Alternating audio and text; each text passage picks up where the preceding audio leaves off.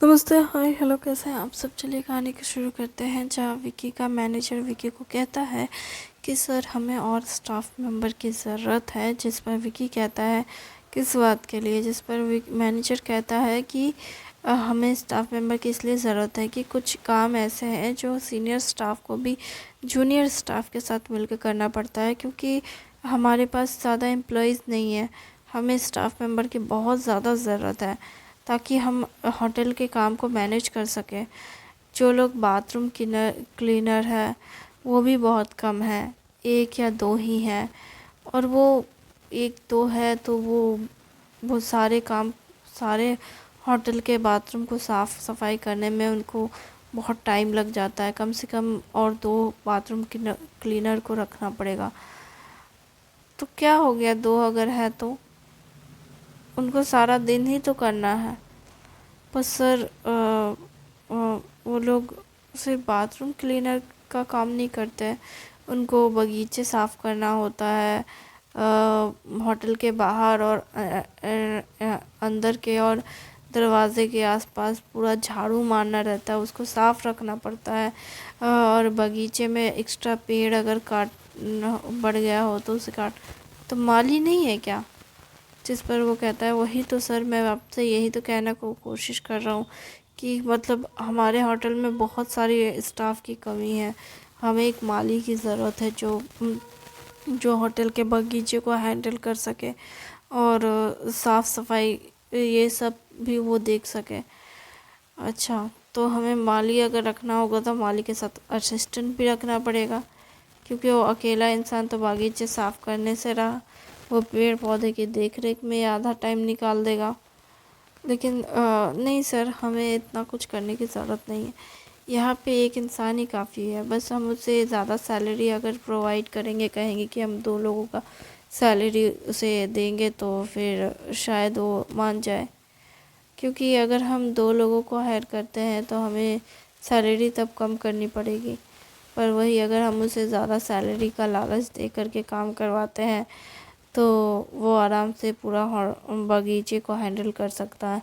और वैसे भी बागीचे में एक दिन या दो दिन काम करो, तीसरे दिन तो रेस्ट ही रेस्ट है। बस थोड़ा सा काम देखना रहता है। रोज़ तो पत्ते झड़ते भी नहीं हैं और रोज़ पेड़ की छटाई होती भी नहीं है।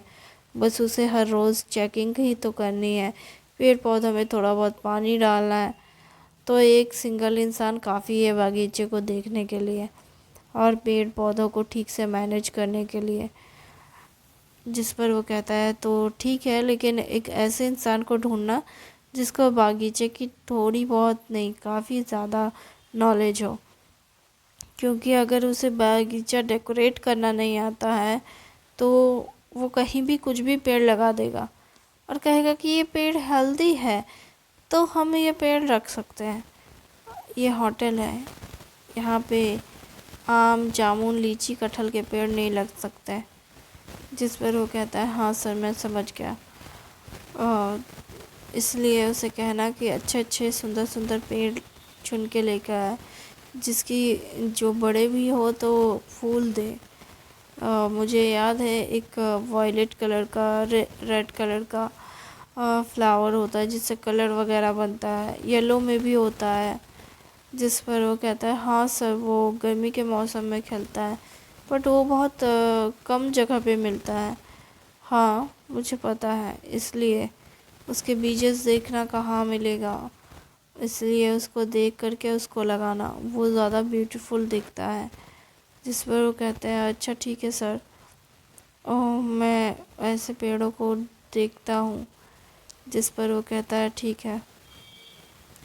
वो ये कहकर चला जाता है और मैनेजर खा के जब जा ही रहा होता है थाली लेकर तो वो फिर रुकता है और कहता है सर मैं एक और चीज़ कहना चाहता हूँ।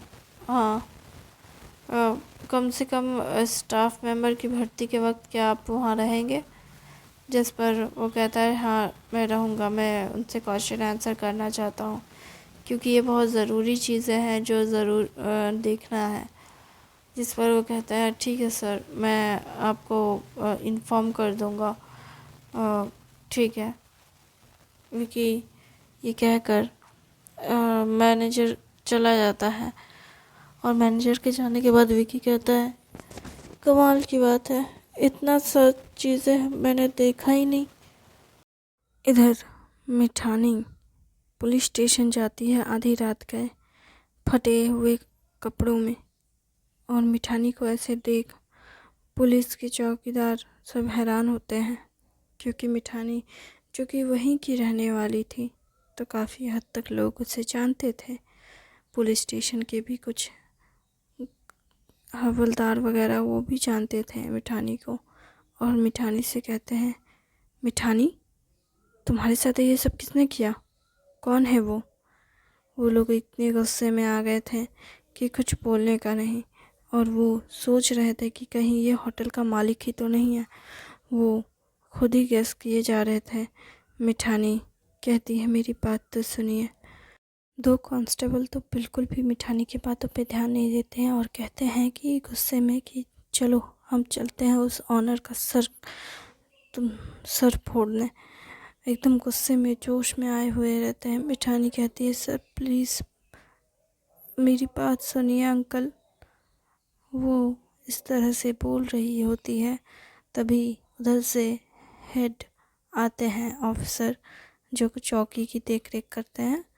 वो आते हैं और कहते हैं, वो कुछ कह रही है, तुम लोगों को सुनाई नहीं देता, इतना शोर मचा रखा है तुम लोगों ने। जिस पर कांस्टेबल सर की आवाज़ सुनकर कहता है, सर आप। जिस पर वो कहता है, मैं वहाँ अंदर में फाइल्स चेक कर रहा था और यहाँ तुम लोग इतना शोर मचाए हो। कोई लड़की आई है कंप्लेन लिखवाने, तुम लोग यहाँ पे शोर कैसे मचा सकते हो, उसकी बात सुनो। जिस पर वो कहते हैं, सर हम जानते हैं और इसलिए तो हम जा रहे हैं उस इंसान को जेल में लेके आने, जेल तक घसीट कर लेके आने के लिए। कौन है वो इंसान? वो लोग कहते हैं, सर ये एक होटल में काम करती है, स्टार होटल लाज में। ओह अच्छा, हाँ मैंने सुना है उसका नाम। हाँ उसी का तो होटल लाज के जो मालिक है ना, उनका बेटा यहाँ का होटल देख रेख कर रहा है। ज़रूर वो, वो फिर कहता है कि वो मैं कह रहा था कि उसी ने उसे बदतमीज़ी उसके साथ की होगी, इसलिए मैं हम मतलब उसे जेल में। जिस पर वो कहता है, क्या उसने कहा कि वो इंसान वही है? जिस पर वो मिठानी की तरफ देख कर कहते हैं, बताओ तुम, क्या उस होटल के मालिक ने ही तुम्हारे साथ ऐसा किया है?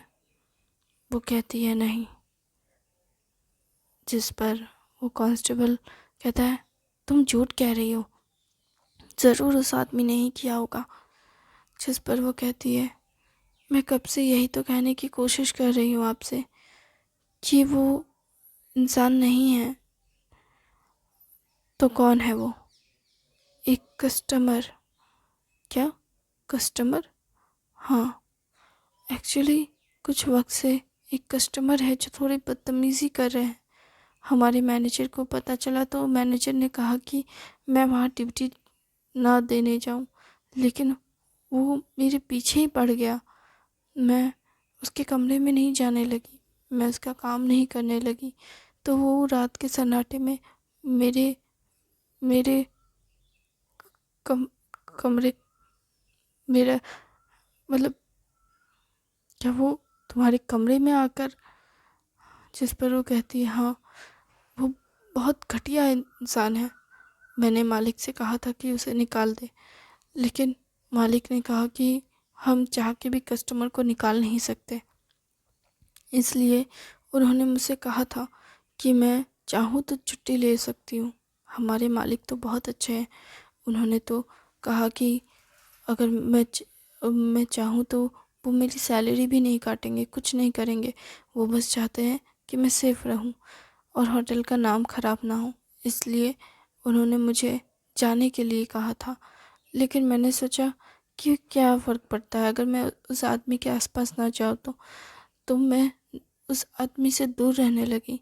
मैं उसके आसपास नहीं जाती थी। इनफैक्ट वो ऑर्डर भी देते थे रात के वक्त, तो मेल स्टाफ जाता था, फीमेल स्टाफ को उस इंसान के आसपास जाने के का अलाउ भी नहीं था। लेकिन लेकिन वो आदमी अचानक से फीमेल स्टाफ के कमरे में आ गया, और उसने मुझे देख लिया और उसने मेरे साथ बदतमीज़ी करने की कोशिश की। वो तो सारे सारे सर्वेंट और शोर मचाने की वजह से वो वो वो वहाँ पकड़ा गया और मैं बच गई। लेकिन लेकिन मैं बहुत डरी हुई थी।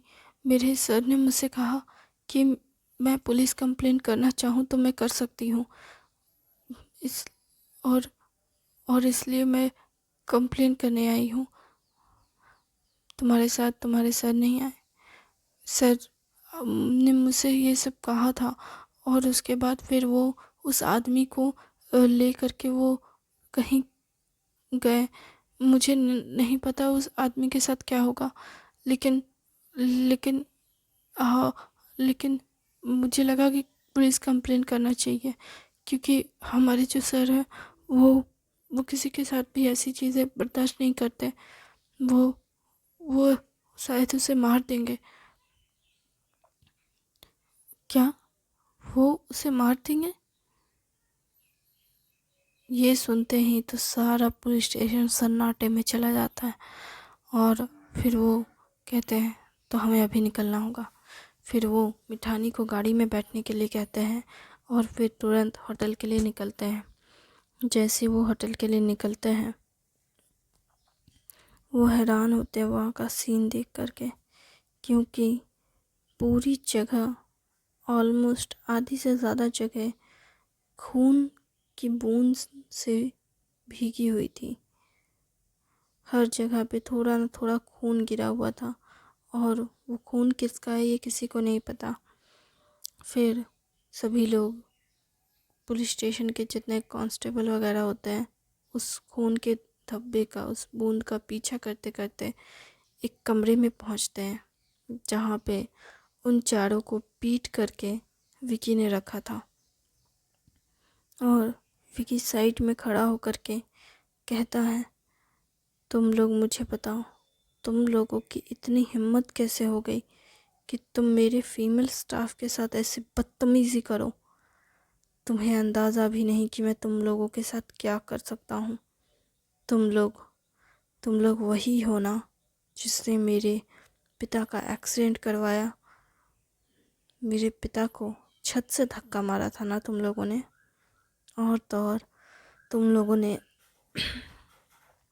उस डॉक्टर की बेटी, बहन, क्या नाम था उसका, उसका नाम क्या था, उसका नाम कुछ तो था, याद नहीं आ रहा है। विकी ऐसे ड्रामा करते हुए कहता है कि उसका नाम क्या था, क्या था, हाँ, बिपाशा।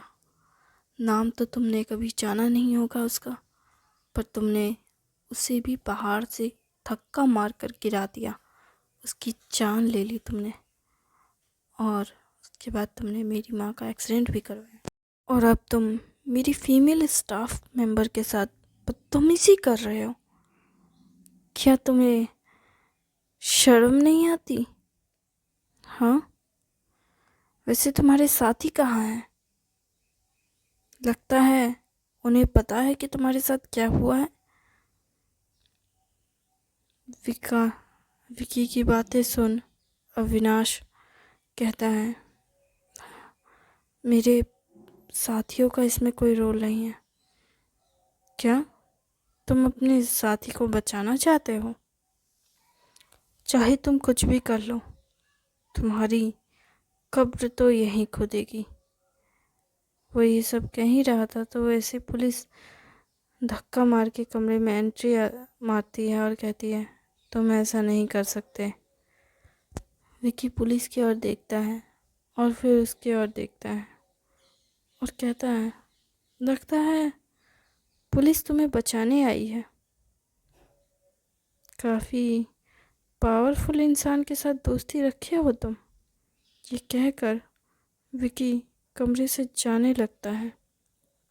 पुलिस विकी के कंधे पे हाथ रखते हुए कहती है, कहाँ जा रहे हो तुम? विकी कहता है, आप इसे बचाने ही आए हैं ना, तो जाइए अपना काम कीजिए, मैं चलता हूँ, यहाँ मेरा और कोई काम नहीं। जिस पर वो पुलिस वाला कहता है, मुझे तुमसे बात करनी है, मुझे तुमसे काम है। जिस पर विकी कहता है, तो क्यों ना आप मेरे चेम्बर में आकर बात करें। जिस पर पुलिस वाला कहता है, अच्छा ठीक है। कांस्टेबल की और पुलिस इशारा करते हुए, ऑफिसर इसे लेते जाओ थाने। और इधर विकी पुलिस वाले के साथ अपने कमरे की ओर बढ़ रहा होता है, स्पेशली अपने ऑफिस की ओर कहा जाए तो। अपने ऑफिस की तरफ वो जैसे ही बढ़ रहा होता है, पुलिस वाला विकी को देख रहा होता है और देख रहा होता है कि उसने उसे इतना मारा है, इतना मारा है कि उसके हाथ से खून बह रहा है। विकी के हाथों से खून टपक रहा होता है रास्ते भर में। विकी को ऐसे गुस्से में और इस तरह से देख वो समझता है पुलिस वाला कि ये इंसान कभी भी लड़कियों के साथ बदतमीजी नहीं करेगा। और ये सोचकर उसे खुशी और सुकून महसूस होता है कि इस होटल में काम करने वाली हर एक female staff safe and secure है। ये सोचकर उसे बहुत खुशी महसूस होती है, लेकिन साथ में वो जो अभी सुना, उसे सुनने के बाद वो सोच रहा होता है कि आखिर ये आदमी करने क्या वाला था। अगर मैं नहीं आता तो क्या सच में वो इसे आदमी को यहाँ मार चुका होता। वो ऐसे विचारों के साथ विचार कर रहा था अपने ही विचारों में कि अगर मैं नहीं आता तो क्या होता। वो मर चुका होता, और अगर मर गया होता तो क्या होता। क्या उसे कानून का डर नहीं? क्या इसे किसी चीज़ का डर नहीं? क्या वो ऐसे ही रहेगा? ये सोचकर वो पुलिस वाले की तरह सोच रहा होता है कि तब भी मुझे तो इसे अरेस्ट करना ही होता, आज नहीं तो कल। लेकिन ये तब होता जब कोई कंप्लेन करता।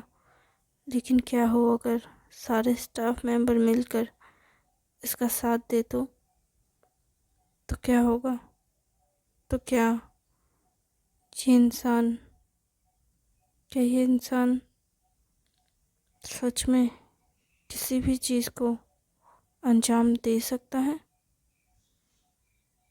वो तभी विकी रुकता है और कहता है, आपका स्वागत है मेरे ऑफिस में सर, आइए। सर तुरंत अपनी सोच से बाहर आते हुए कमरे के अंदर दाखिल होते हैं। ऑफिस में दाखिल होते ही ऑफिस को देखकर हैरान होते हैं। सजा गुजा किताबों से भरा एक खूबसूरत लाइब्रेरी जैसी एक ऑफिस, जो दिखने में सुंदर और एलिगेंट लुक दे रहा है। खिड़की पे पर्दे भी बहुत सलीके से लगे हुए हैं। टेबल पे सारी चीज़ें एक साथ समेटी हुई है। कोई भी चीज़ ऐसे नहीं है कि बिखरी हुई हो। और उसे के सामने विकी जाकर अपने चेयर पे बैठता है, और तब भी वो अपने खून से सने हुए उस हाथ को टेबल के साइड में चेयर के कोने पे रखता है और खून को टपकने दे रहा होता है ज़मीन पर। उसकी उंगलियों से खून टपक रहा होता है और वो विकी उसकी तरफ पुलिस ऑफिसर की तरफ देख कहता है, सर बैठिए ना, आपको मुझसे कुछ कहना था।